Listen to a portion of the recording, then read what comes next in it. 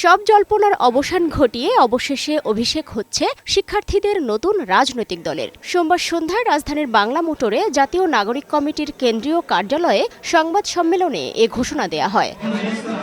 বৈষম্য বিরোধী ছাত্র আন্দোলনের মুখ্য সংগঠক আব্দুল হান্নান মাসুদের সঞ্চালনায় সম্মেলনে বক্তব্য রাখেন বৈষম্য বিরোধী ছাত্র আন্দোলন ও জাতীয় নাগরিক কমিটির নেতারা।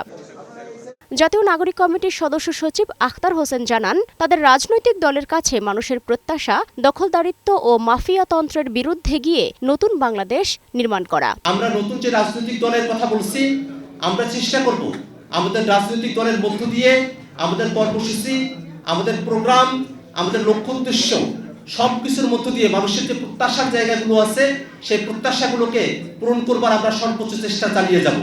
এ সময় সার্জিস আলম জানান, আগামীর প্রজন্মকে একটি কাঙ্ক্ষিত বাংলাদেশ উপহার দেওয়ার প্রত্যয়ে আত্মপ্রকাশ ঘটবে শিক্ষার্থীদের নতুন রাজনৈতিক দলের। বৈষম্য বিরোধী ছাত্র আন্দোলন এবং জাতীয় নাগরিক কমিটি ঐক্যবদ্ধভাবে নতুন একটি রাজনৈতিক দলের আত্মপ্রকাশ করতে যাচ্ছে।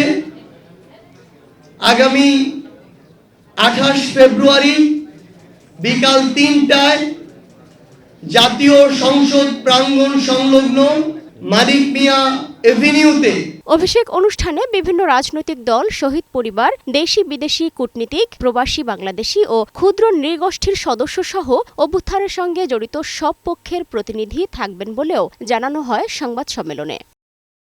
সালমা জাহান মুক্তা, বৈশাখী সংবাদ, ঢাকা।